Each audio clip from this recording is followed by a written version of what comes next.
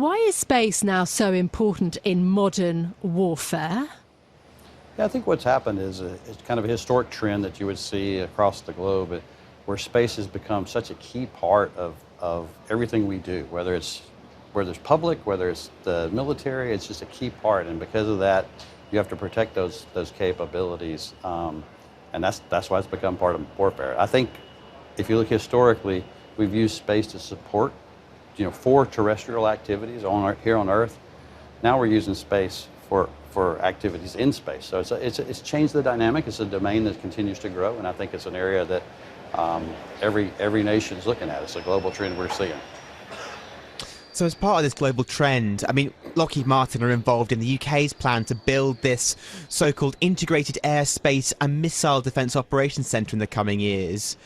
Is there a risk with these kinds of new big projects that the technology becomes redundant as it's being developed because there is such a pace of change in the sector?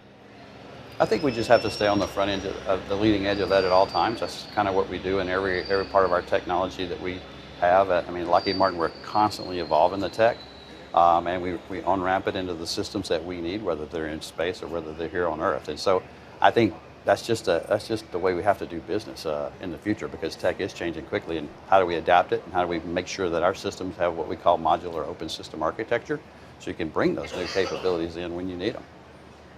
What does the new Burnham government need to do in Britain to regain credibility for the UK that's been criticised by various people in terms of military spending? And the DIP, the Defence Investment Plan, has talked about access to operating in, from and through space to underpinning UK security. What does the new Burnham government have to do to deliver that? I think it's just like everyone else. They have to look at space as a strategic domain. And how space plays out to all the systems that they have here terrestrially, but also as we look at how we're going to use space as a warfighting domain in the future. And I think that's the same as everyone else is doing across the globe, and just continue to focus on that as we move forward. Okay, in terms of delivering on the money, there is this, it's still not really understood whether the UK is going to be able to deliver 3% of GDP spending on defence by 2030 and 3.5% by 2035. What happens if it doesn't do that? What does it mean for Lockheed? Well, I think for us, we're here. We've been in the UK for 85 years. We're going to be here as long as we can. The UK is a great partner for us. We help them strategically across multiple domains, not just space. And I think, we're going to be a supporter and be part of this team because UK is a strategic partner for us, and frankly for all the world in terms of the capabilities that they do have here that they can bring forward. I want to talk a bit about the global supply chains on defence here, Robert.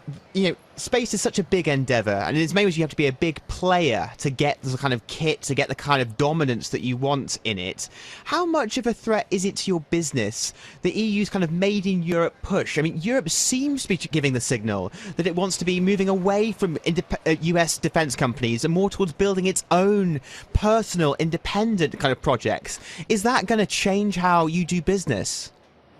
I think for us, the key is everybody needs a global supply chain, and so for us, whether we're supporting countries or companies in Europe and the UK, or whether we're being supported by that, the more they can get into this defense industrial base, the better off we're going to be. I think we saw during COVID how fragile the industrial base is for defense and aerospace, and now the more they come to that opportunity, the better off we're all going to be. So I don't see it affecting us other than maybe helping us actually deliver the missions and the systems that we need to deliver. How do you see space-based espionage developing? We've seen this as a kind of new area of warfare from NATO's perspective, particularly on the eastern flank in the Russia-Ukraine conflict.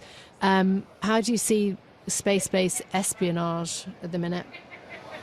Well, here's the way I'll answer that. If you look at history, just in general, I think what you'll find is what's happening in space is no different than what's happened terrestrially for forever. Things start with exploration. You explore. You find a reason to push your limits out. Think about the West Indies and spices. In the U.S., think about going from one end of the country to the gold rush on the West Coast. Space is the same way. You explore, You find something when you explore that that provides a commercial opportunity, a business opportunity, and then of course that creates conflict. And the conflict requires us to actually pay attention whether it's defensive opportunities, offensive opportunities, or even, as you said, espionage. I mean, that's the history of the world. It's happened that way. And I think, to me, that's what we're seeing in space. It's just now becoming a more important domain to all of us every day. And I think all those things are going to continue to happen. And that's why we have the systems that we have, and that's how we try to protect those systems as we move forward. Well, like you say, there's exploration, there's innovation, and there is so much innovation in the space right now. But then there's security. Ukraine, for example, is so reliant on these Starlink systems, but Bloomberg's been reporting on their susceptibility to Chinese spies. How do you make this new kit reliable and secure? Well, you continue to work on your cybersecurity.